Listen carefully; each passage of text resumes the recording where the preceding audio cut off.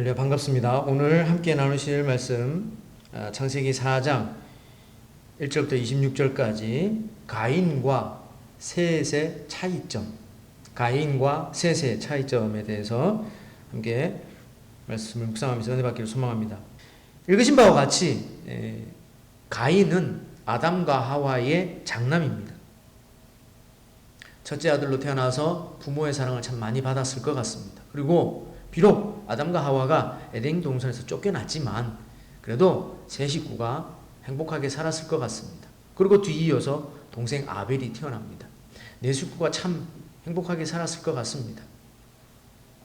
그때 당시는 아담과 하와, 가인, 아벨 이렇게 네 식구, 또 성경에 나오지 않지만 그 외에 자녀를 많이 낳을 수 있다고 추정하는데 그래도 얼마나 많이 낳았겠습니까? 그 타락하는 땅을 밟는 곳곳이 자기 땅 아니겠습니까? 누가 쳐들어오는 위협도 없을 것이며, 그래서 행복하게 살았을 것 같습니다. 가인은 장남으로서 점점 자라서 농부가 되었습니다. 아벨은 점점 자라서 가축을 기르는 목축업을 하는 목동이 되었습니다. 이들이 이제 자라서 하나님 앞에 예배하는 법을 배우고 하나님 앞에 예배를 했답니다. 가인은 자기가 농사지은 소산물을 가지고 예배를 드렸고, 아벨은 자기가 잘 키우고 기른 염소, 소 이런 것들을 잡아서 하나님 앞에 예배 드렸다고 합니다. 근데 성경에 보니까 4절에 보니까요, 오늘 본문 4절에 보니까 아벨과 그의 제물은 받으셨으나 5절에 가인과 그의 제물은 받지 않으셨다 이렇게 나옵니다. 그랬더니 가인이 분노해서 안색이 변했다고 그럽니다. 하나님 그걸 주목하고 보신 것이죠. 가인아, 네가 분하여서 안색이 변한 이유가 무엇이냐 라고 하시면서 7절 말씀에 네가 선을 행하면 어찌 낯을 들지 못하겠느냐, 선을 행하지 아니하면 죄가 문에 엎드려 있다. 죄가 너를 원하지만 너는 죄를 다스려라. 그렇게 말씀하십니다. 여러분, 이 말씀을 볼 때에 가인은요, 충분히 이미 하나님 앞에 예배할 때에 그 마음이 선하지 않았다는 것을 짐작할 수 있습니다. 만약에 가인이 장남으로서 아담과 하와의 그 신앙을 잘 물려받았다면 일시적으로 하나님 내 예배 안 받았네, 기분 나쁘네, 하나님에 따질 수 있죠. 하나님 왜 제 예배 안 받으셨어요? 너 마음이 선하지 않아. 너 그렇게 하면 나 예배 안 받을 거야. 하나님 잘못했어요. 그러면 어떻게 하면 돼요? 너 이렇게 해서 마음 바꾸고 회개하고 선을 행해. 그래야 내 앞에서 부끄럽지 않아. 죄가 너 앞에 항상 있을 건데 너는 죄를 선택하지 말고 선을 선택해야 돼. 그렇게 하나님과 교제할 수 있지 않겠습니까? 근데 가인은 그렇지 않았습니다. 가인은 분노해서 얼굴빛이 변할 정도로 분노했습니다. 여러분, 7절을 가만히 읽어보면요, 단순히 선을 행하라, 죄를 다스려라 이런 의미가 아닙니다. 이것을 원문으로 이렇게 분석해 보면 이런 뜻입니다. 방금 전에 말씀드렸듯이 선을 행할 수 있고 반대로 죄를 행할 수 있는 그 선택권은 너에게 있어. 너 앞에 지금 죄와 선이 공존하고 있어. 그걸 선택할 수 있는 자유를 내가 너에게 줬어. 너는 선을 선택해야 돼. 그래야 네가 얼굴빛을 낯을 들고 나에게 와서 예배할 수 있는 거야. 그랬더니 가인이 8절 보세요. 가인이 그의 아우 아벨에게 말하고 그들이 들에 있을 때에 가인이 그의 아우 아벨을 쳐서 죽이니라. 이렇게 말씀하고 있습니다. 자, 8절 가만히 보십시오. 그의 아우 아벨에게, 이게 두 번 반복됩니다. 앞부분 문장에 가인이 그의 아우 아벨에게 말하고 그랬습니다. 이 말하고라는 뜻은요, 이런 뜻입니다. 히브리어 원문에 봤더니 아벨아, 하나님이 너에게 말씀하실 게 있대. 들판으로 나가래 라고 아벨에게 거짓말했다는 겁니다. 그리고 그들이 들에 있을 때에 이렇게 나와 있는데 뒷부분에 가인이 그의 아우 아벨을 쳐서 죽이니라 했죠. 여기에 히브리 원문에는 엎드렸다가 일어났다라는 단어가 있습니다. 그 단어가 쿰입니다. 그러니까 아벨이 들판에 나가서 기다리는 동안 가인은 미리 잠복해 있었다는 거죠. 그리고 갑자기 일어나서 자기 동생을 맨주먹으로 때려서 죽였습니다. 거기에 어떤 도구도 사용하지 않았습니다. 예전에 우리가 알기에는 돌을 들어서 돌로 때렸다 하지만 아니요. 그냥 맨주먹으로 쳐 죽였습니다. 말 그대로 때려서 죽였습니다. 성경에 보면 죽음, 죽이다 라는 단어에 대해서 4가지로 나와 있거든요. 이 4가지가 구분되어 있습니다. 첫 번째로 창세기 5장에 족보가 쭉 나와 있잖아요. 누가 몇 살에 누구를 낳고 몇 살까지 살다가 죽었다 이게 쭉 나옵니다. 거기에 죽었다라는 단어는요, 무트입니다. 이거는 자연사로 죽었다는 거예요. 자기 인생의 생명을 그냥 다하고 자연스럽게 죽음을 맞이했다 이런 뜻입니다. 두 번째, 샤하트라는 것이 있습니다. 이 죽음은 희생 제물을 잡아서 하나님 앞에 드릴 때에 짐승을 잡다 라는 의미가 있습니다. 짐승을 잡다, 짐승이 죽었다 라는 의미가 샤하트입니다. 세 번째로 라차흐라는 단어가 있습니다. 이건 뭐냐면 우발적으로 우연히 살인을 했거나 전쟁으로 인해서 적을 죽였다라고 할 때 이 단어를 사용합니다. 마지막 하라흐라고 있습니다. 이 하라흐는 무자비한 살생입니다. 인정사정 없이 사람으로서는 도저히 하지 않아야 될 도덕적으로 정말 잘못된 그런 살인, 무자비한 살생 이런 것들을 사용할 때 하라그라고 합니다. 오늘 이 본문의 8절에 가인이 아벨을 죽일 때 때려서 죽였는데 그 죽인 단어가 바로 하라그라고 사용되어 있습니다. 그러니까 무자비하게 죽였습니다. 여러분 그 마음이 어땠을까요? 선한 마음이었을까요? 하나님 앞에 예배하기 전부터 이미 그 마음은 죄로 물들어 버렸습니다. 마음 상태가. 그러니까 하나님이 안 받으셨죠. 하나님 앞에 불순종과 불의와 적의와 욕심과 죄가 있으면 안 됩니다. 가인은 이미 오염되어 있었습니다. 그래서 하락을 하는 상태로 무자백의 동생을 죽였습니다. 그래서 하나님이 바로 9절에 이어서 물으십니다. 여호와께서 가인에게 이르시되 네 아우 아벨이 어디 있느냐? 그랬더니 이 가인이 내가 알지 못합니다. 내가 내 아우를 지키는 자니까 이 양심이 있는 사람으로서 이런 말을 할 수 있을까요? 정말 하나님 앞에 양심이 있다면 이런 말 못합니다. 아담과 하와처럼 무서워서 숨기나 하죠. 근데 이 가인은 숨기는커녕 떳떳하게 하나님 앞에 내가 내 아우를 지키는 사람입니까? 난 모릅니다. 하나님이 이렇게 말씀하십니다. 땅이 그 입을 벌려 내 손에서부터 내 아우의 피를 받았은즉 네가 땅에서 저주를 받으리라. 네 손에서부터 내 아우의 피를 받았다. 와, 이게 무슨 말씀입니다. 하나님 다 보셨다는 거죠. 네 손에서, 그러니까 맨손으로 때려 죽여서 피를 봤다 이거예요. 네 손에서부터 네 아우의 피를 이 땅이 받았기 때문에 이 땅은 저주받아서 너에게 어떤 열매도 내주지 않을 거야. 너는 저주받아서 떠돌아다니는 유랑자가 될 거야 라고 말씀하십니다. 그랬더니 13절에 가인이 이렇게 말합니다. 내 죄벌이 지기가 너무 무겁습니다. 하나님이 말씀을 이쯤 하시게 되면 찔리는 사람이라면 회개해야 되는데 계속 지금 회개 안 합니다. 자기 죄를 고백하는 게 아니고 하나님 핑계댑니다. 당신의 벌이 너무 무겁습니다.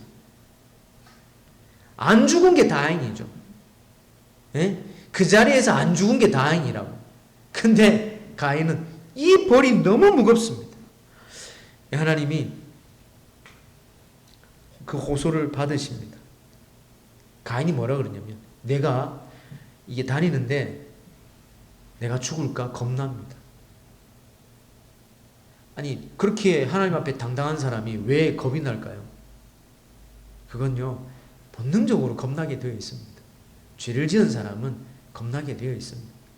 14절 말씀 마지막 부분에 무릇 나를 만나는 자마다 나를 죽이나이다. 나를 만나는 자마다 한두 명이 아니고 만나는 자마다 나를 죽이려고 할 겁니다. 왜요? 자기 자신 알거든요. 친형으로서 친동생을 때려서 죽였거든요. 모를까요? 이 땅에 완전 범죄는 없다고 그럽니다. 이 당시에는 더더욱 그렇겠고 자기 자신이 두려운 거죠. 그랬는데 하나님은 이상하게 이렇게 말씀하십니다. 15절 말씀에 아니다. 가인을 죽이는 자는 벌을 7배나 받으리라 하시고 가인에게 표를 주사 만나는 사람마다 죽음을 면하게 하시겠다. 하나님이 가인에게 그러한 표를 주십니다. 사인을 주십니다. 만나는 사람마다 저 사람은 죽이면 안 되는 사람이네 라고 생각을 하게끔 어떤 건지 모르겠지만 하여튼 하나님께서 표를 주셨습니다. 그리고 가인은 16절에 여호와 앞을 떠나서 에덴 동쪽 넛 땅이라는 곳에 가서 거기서 아내를 구하고 거기서 에녹을 낳고 성을 쌓았는데 그 성 이름을 에녹이라고 지었습니다. 보세요. 하나님이 유랑하는 자, 떠돌아다니는 자 그렇게 하나님이 벌을 하셨는데 가인은 어떻습니까? 하나님을 떠나서 어떻게 했어요? 떠돌아다녔어요? 정착했어요? 정착했어요. 놋 땅에 본문 말씀 그대로 17절에 성을 쌓았어요. 겁 안 나면 왜 성 쌓아요? 사람도 없는데 자기를 죽일 사람도 없는데 본능입니다. 자기의 영역을 만들고 싶고 거기에 살인을 했으니까 보복을 당할까 봐 두려운 마음 그렇습니다. 본성적으로 하나님을 떠나면 두려운 상태가 되는 것입니다. 그래서 그 두려움을 채우기 위해 다른 것으로 채우기 위해서 계속해서 돈, 욕심 이런 것들로 자꾸 자기 안에 채우고 쌓는 것이죠. 16절부터 24절까지 보면 가인의 후손들의 이 족보가 나옵니다. 아니 이 하나님을 떠난 사람들의 족보를 왜 기록했을까? 죄의 후손들이 이렇게 퍼져서 지금 어떤 짓을 벌리는지 어떤 죄를 또 벌이는지 한번 보자고 그걸 기록해 놓으셨어요. 가인이 에녹을 낳고 쭉 자녀를 낳습니다. 자 23절 보시죠. 19절 먼저 보겠습니다. 19절에 보면 라멕이라는 후손이 태어나는데 이 라멕이 어떻게 하냐면 한꺼번에 두 아내를 맞이합니다. 이름은 아다고 이름은 또 하나는 실라입니다. 그 아내들로 인해서 각각 또 자녀가 태어나는데 23절에 보면 라멕이 노래를 부르는 갑자기 라멕이 노래를 부르는 시처럼 23절에 나와 있습니다. 23절에 보면 라멕이 아내들에게 이르되 하면서 단락이 바뀌어서 그 밑에 줄에 아다와 실라여 이렇게 시작되죠. 이건 무슨 표시냐면 시라는 뜻입니다. 시, 노래, 시구, 시편처럼 뭐라고 하냐면 라멕이 아다와 실라여 내 목소리를 들으라. 라멕의 아내들이여 내 말을 들으라. 나의 상처로 말미암아 내가 사람을 죽였고 나의 상함으로 말미암아 소년을 죽였도다. 여기서 나의 상처, 나의 상함 두 번 반복됩니다. 노래처럼 들립니다. 나의 상처와 나의 상함을 이렇게 노래처럼 한다는 거죠. 아내들이여 들으라 이러면서 막 이 노래를 부르는 거예요. 그러면서 한다는 소리가 나의 상처와 나의 상함으로 소년을 죽였대. 말 그대로 10대예요. 어린 사람을 죽였어요. 왜요? 나의 상함, 나의 상처. 이 원문에 보니까 작은 상처랍니다. 실제로 작은 상처인데 사람을 죽였어요. 무슨 일인지 모르겠지만 여기서 죽였다라는 말도 내가 사람을 죽였고 죽였다. 여기도 두 번 반복하죠. 아니 사람을 죽인 게 뭔 자랑이라고. 내가 죽였네. 내가 죽였고 내가 죽였네. 노래를 불러요. 자기 아내들한테. 이거는 완전히 비양심적으로 살인을 아주 뭐라 그래요? 의만 뭐지? 아주 꾸미는 거예요. 아주. 24절에 볼까요? 가인을 위하여 벌이 700일인데 라멕을 위하여는 벌이 77배이리라. 이게 무슨 말이냐면 하나님이 가인에게 그랬죠. 너 가인을 죽이는 사람 벌을 7배나 받을 거야. 그런데 라멕이 자기 자신을 놓고 라멕을 죽인 자는 벌을 77배나 받을 거야. 여러분 이게 말이 됩니까? 살인을 정당화하는 것도 모자라서 이거는 하나님을 무시하고 하나님을 조롱하는 거예요.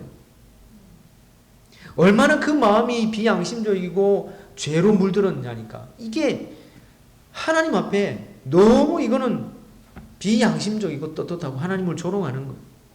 이러는 죄의 후손이 가인의 후손이 되어버렸습니다. 참 안타깝죠.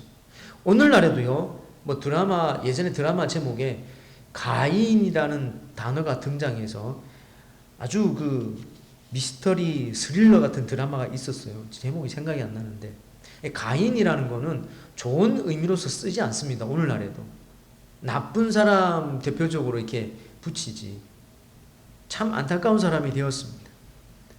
자, 그런데 이러는 와중에 25절, 26절 보시면 아담과 하와가 다시 아들을 낳습니다. 그리고 그 이름을 셋이라고 이름을 붙였습니다. 25절 중간쯤에 보시죠. 하나님이 내게 가인이 죽인 아벨 대신에 다른 씨를 주셨다라고 고백합니다.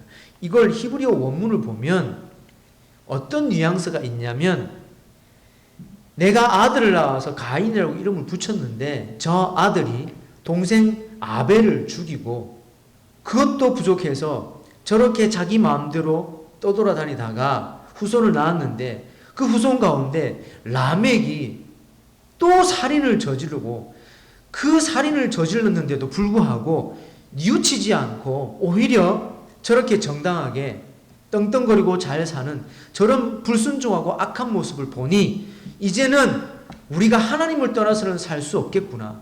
저런 악한 사람들이 계속 퍼져나가는데 우리는 정신을 차리고 하나님 앞에 제대로 살아야 되겠다라는 생각을 가졌다. 그래서 다른 씨를 주셨다라고 고백하는 의미가 깔려 있습니다. 자, 그 이름을 셋이라고 지었습니다. 26절에 보니까요, 셋도 아들을 낳고 그 이름을 에노스라 하였으며 그랬습니다. 여기서 에노스는요, 무슨 뜻이냐면 고통 중에 있는 자, 재난을 당한 자라는 뜻입니다. 아담과 하와가 셋을 놓고 셋도 에노스를 낳는데 이 셋이 정말 믿음의 아들이었던 것 같아요. 이 셋이 자기 아들을 낳으면서 에노스라고 지었어요.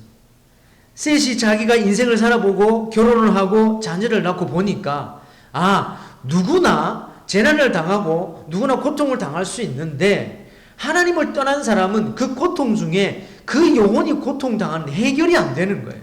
그 두려움이 해결이 안 되고 그 상황이 해결이 안 되는 거예요. 그런데 방법이 있는데 그것은 하나님께 돌아가는 것. 아담과 하와가 보니까 하나님 앞에 쫓겨나서 에덴 동산 밖에서 살아가는데 그 잘못을 간파하고 하나님을 떠나서는 살 수 없겠다라는 것을 알고 제대로 신앙생활을 잘 한 것 같아요. 그러니까 아벨이 예배를 잘 드렸죠. 하나님 받으셨죠.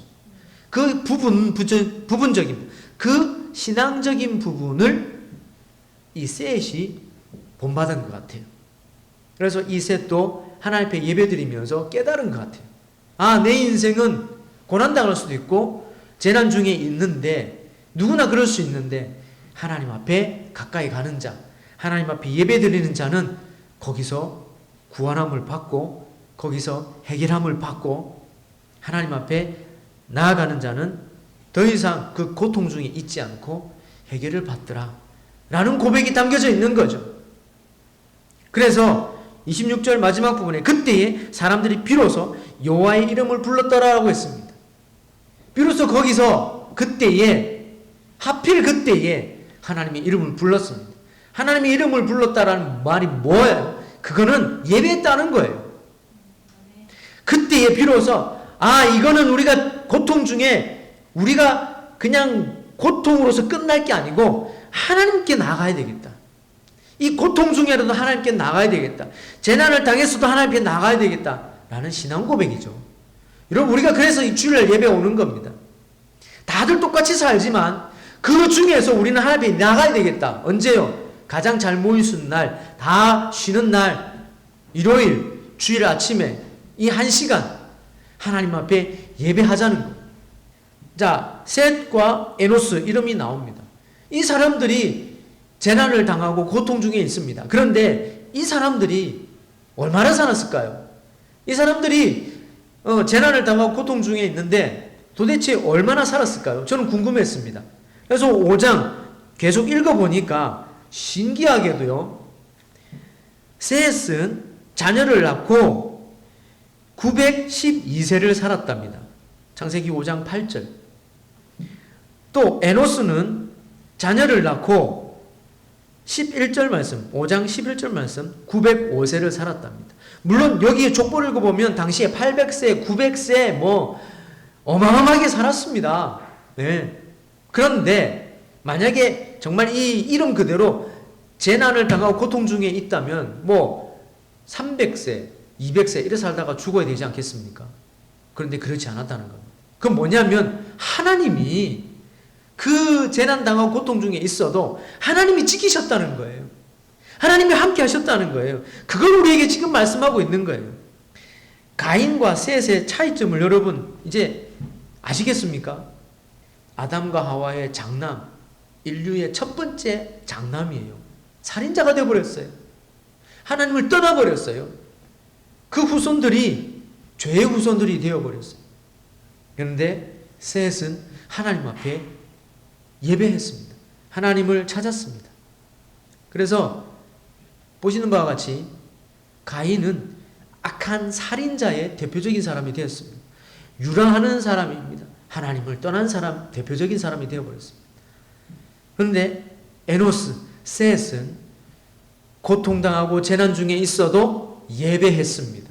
그래서 장수한 자가 되었습니다. 하나님은 창세기에 모세를 통해서 이 말씀을 기록해 놓으시고 단순히 오래 살았다, 누가 누굴 죽였다, 누가 누굴 낳았다 이걸 기록한 게 아니고 창세기 4장, 5장은요 가인의 후손과 셋의 후손을 통해서 하나님께 예배하는 자녀들, 그렇지 않고 하나님을 떠난 자녀들, 이 인류의 이 후손들이 어떻게 번져나가서 어떻게 하나님 앞에 반응하느냐, 하나님이 우리에게 처음에 주신 그 선택할 수 있는 자유를 어떻게 사용하는지 보여주고 있습니다. 하나님을 선택한 자는 재난당하고 고통 중에 있어도 하나님께서 보호하심으로 그것을 이겨내는 그러한 역사를 보여주고 있는 것입니다. 그렇지 않은 자들, 하나님을 떠난 자들, 자기네들끼리 싸우고 죽이고 그 역사가 계속 반복됩니다. 사랑하는 여러분, 오늘 우리 다르지 않습니다. 오늘 우리 안에 가인이 있고 셋이 있을 수 있습니다. 여러분, 하나님을 떠난 자체가 죄입니다. 하나님을 떠난 자체가 고통입니다. 본래 하나님께서 우리에게 부여하신, 하나님께서 주신, 우리에게 주신 축복은요, 하나님께 찬송하고 영광을 돌려드리는 것입니다. 이사야 말씀 같이 읽겠습니다. 이사야 43장 7절 말씀과 21절 말씀 앞에 보시고요. 시작. 내 이름으로 불려지는 모든 자 곧 내가 내 영광을 위하여 창조한 자를 오게 하라. 그를 내가 지었고 그를 내가 만들었느니라. 21절. 이 백성은 내가 나를 위하여 지었나니 나를 찬송하게 하려 함이니라. 아멘. 여기서 나오는 영광과 찬송이라는 건 쉽게 말해서 상대방 높여주는 겁니다. 근데 잘 생각해 보십시오. 하나님을 찬송하고 하나님께 영광을 돌려드리는 존재가 우리에게 부여하신 거예요. 우리에게 맡기신 거예요. 물론 이 만물들이 하나님을 찬송합니다.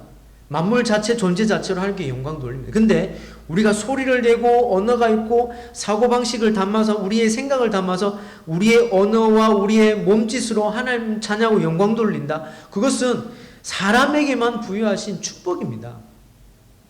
하나님, 우리가 그러한 마음으로 당신에게 영광을 돌리기 원하시는데 그렇다면 하나님 영광 받으시고 끝나나요? 아닙니다. 영광을 돌리는 그 존재가 존귀해집니다. 하나님 그것을 원하시는 거예요.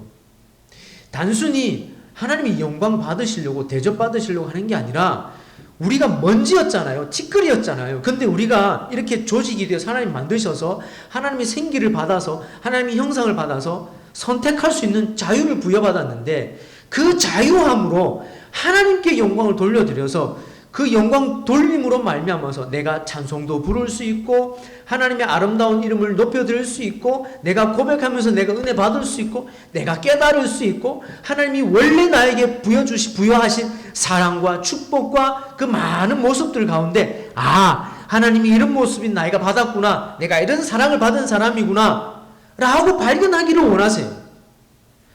가인에게 물으셨던, 경고하셨던 오늘 말씀 동일하게 우리에게 말씀하십니다.